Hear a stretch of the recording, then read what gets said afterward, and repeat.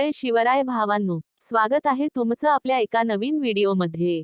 आपल्या चॅनलवर नवीन असाल तर चॅनलला सबस्क्राइब करायला विसरू नका। आजचा जो स्टेटस व्हिडिओ आहे तो आपण एकदम कडक आणि विषय हार्ड असा एडिट केला आहे।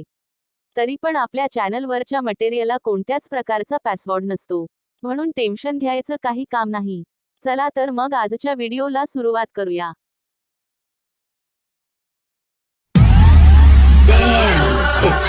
The Tromi remix.